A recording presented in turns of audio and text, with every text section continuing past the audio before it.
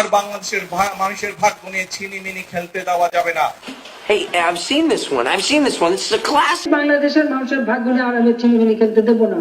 এই বাংলাদেশের মানুষের ভাগ্য নিয়ে আর ছিনিমিনি খেলতে আমরা দেব না। স্যার ও যা বলছে সব মিথ্যা কথা। চল খেলা শুরু করি, চল।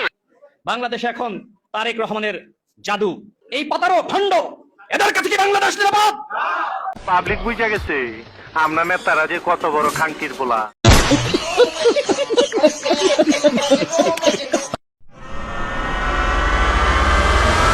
তারেক রহমানকে বলে দিছি যে আপনার আমার প্রধানমন্ত্রী শেখ হাসিনা আমাকে যে কথাগুলো দিয়ে গেছিলেন সেগুলো আপনাকে পূরণ করতে হবে।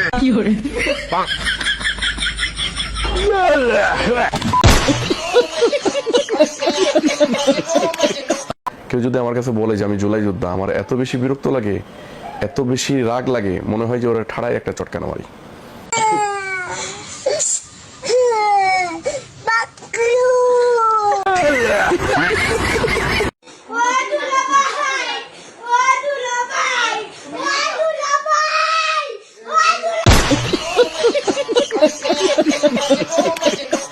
এই নারায়ণগঞ্জে আমরা জাকির খানের কর্মী, আমরা 24 ঘন্টা 17 বছর 24 ঘন্টার ভিতরে 20 ঘন্টা ঘুমাইছি, 4 ঘন্টা 4টা আসলাম।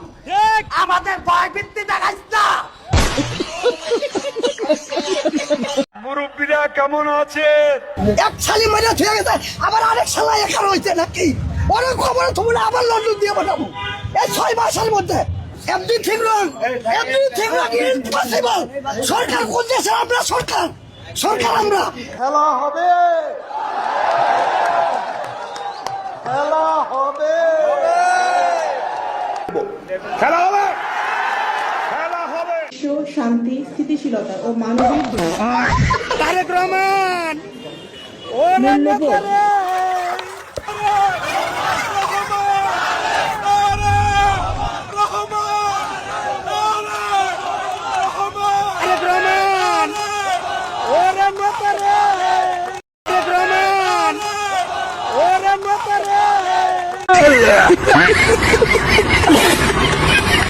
এখন গ্রামেও নাই, শহরেও নাই, শুধু এক জায়গায় কারেন্ট আছে, সেটা হলো মন্ত্রীপাড়া আর এমপি পাড়া, ন্যামভবনে। মন্ত্রীপাড়া আর ন্যামভবনে প্রথমে লোডশেডিং করতে হবে, মানে বিদ্যুৎ বিচ্ছিন্ন করতে হবে, তারপরে বাংলাদেশের অন্য জায়গায়। এখানে সবাই যারা রাজনীতি করে সবাই বাসা বিদ্যুৎ আছে, এজন্য ওনারা টের পায় না। সরকার তো এই মুহূর্তে সব থেকে বেশি ভয় পায় জামাতকে। অন্যদেরকে কিছুটা মাঠে নামার সুযোগ দিলেও জামাতকে দিতে চায় না। আমরা বিভিন্ন মাধ্যমে, আপনারা ফেসবুকে দেখেছেন, গণমাধ্যমে দেখেছেন যে জামাত সরকারের সাথে মিশে যাচ্ছে। তো হয়তো সরকারও চেষ্টা করেছিল জামাতকে বাগে নেওয়ার, যখন বাগে নিতে পারেনি তখনই আবার জামাতকে মাঠে নামতে দিচ্ছে না। দেখেন, জামাত বাংলাদেশের একটি বৃহত্তর শক্তি, এটিকে আপনি অস্বীকার করতে পারবেন? আমরা তো বিদ্যুৎ বিল বকেয়া রাখি না। কেউ বকেয়া রাখেন? বকেয়া রাখেন কেউ? আমরা কেউ বিদ্যুতের বিল বকেয়া রাখি না।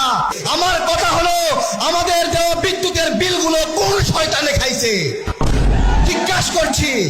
আমরা কি বিদ্যুতের বিল বকেয়া রাখি? তাহলে দিনে কেন 5 বার বিদ্যুৎ যাচ্ছে? বিদ্যুৎ গ্যাস নিয়ে 6 মাস সময় পেয়েছে একটা অবকাঠামো তৈরি করতে। আমেরিকাতে একটা মেশিন বানাতে দিয়েছে, ওই মেশিনটা বানাইতে লাগবে 11 মাস।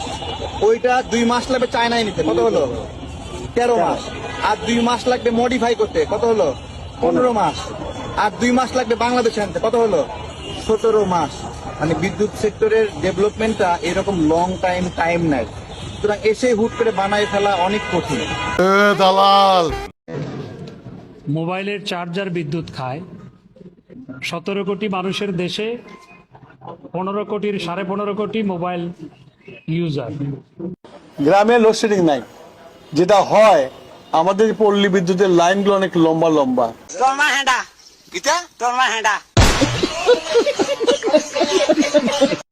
কোথাও যদি ফল্ট হয়ে যায়, বিদ্যুৎ ফ্লিপ করলে ওই ফল্ট লোকেট করতে টাইম লাগে, সেই জন্য বিদ্যুৎটা আসে না। আবার লাইন ঠিক হয়ে গেলে বিদ্যুৎ চলে আসে। এটা কোনো কথা? এটা কেমন একটা অসভ্যতা বলেন দেখি।